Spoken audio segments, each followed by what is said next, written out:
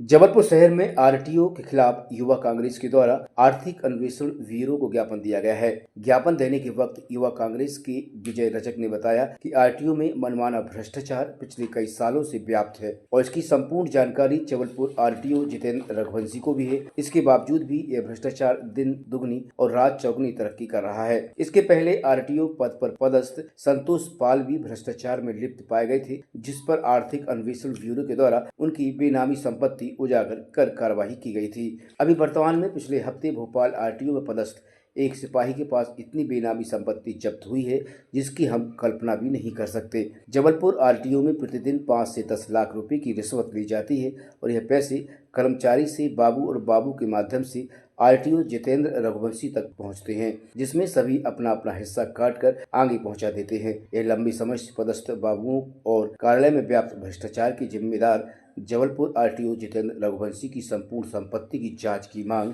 जबलपुर युवक कांग्रेस ने आर्थिक अन्वेषण ब्यूरो अधीक्षक से की है।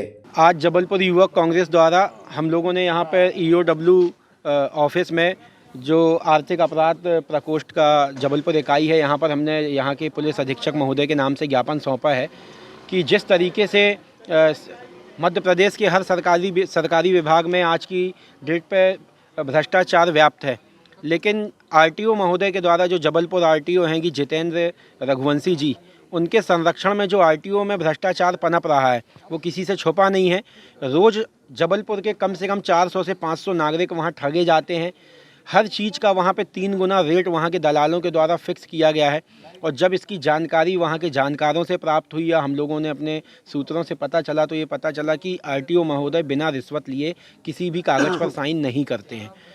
और अभी 2 दिवस पहले जिस तरीके से भोपाल में एक छोटे से सिपाही आरटीओ कार्यालय में पदस्थ एक छोटे से सिपाही के यहाँ लगभग 40 करोड़ की संपत्ति अवैध संपत्ति जो प्राप्त हुई है वहाँ पर, उससे ये अनुमान लगाया जा सकता है कि जब सिपाहियों के ये हाल हैं तो अधिकारियों के क्या हाल होंगे। जबलपुर शहर के आरटीओ में भी 10-10, 15-15 साल से बाबू एक ही स्थान पर पदस्थ हैं। क्या कारण है कि इनके ट्रांसफ़र नहीं किए जा रहे हैं या ऐसा कौन सा लाभ शासन को या सत्ताधारी पक्ष के नेताओं को पहुँचा रहे हैं जो इन पर आँच नहीं आ पा रही है। इसकी जाँच होनी चाहिए।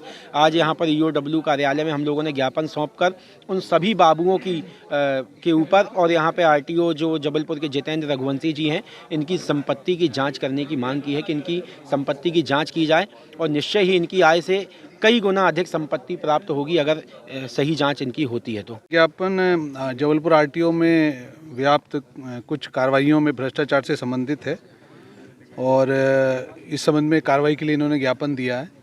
ईओडब्ल्यू में इसका एक प्रोसेस है कार्रवाई करने का। जो भी शिकायत या जो भी ज्ञापन हमारे पास आता है उसको हम पहले ऊपर अधिकारियों को भेजते हैं, फिर उसमें वो इसमें निर्णय लेते हैं कि क्या क्या बिंदु इसमें हम डिसाइड करेंगे जांच के और वो जांच किस प्रकार होगी। तो इसी को हम आगे इसको फॉरवर्ड करूंगा मैं अपने डीजी सर के पास। अभी हमारे एसपी सर जो कि रिटायर हो गए हैं, जो चार्ज में हैं, वो भोपाल में बैठते हैं, तो उनसे चर्चा करके इसको ऊपर भेज के क्या कार्रवाई इसमें क्या हम बिंदु निर्धारित कर सकते हैं उस पर कार्रवाई की जाएगी।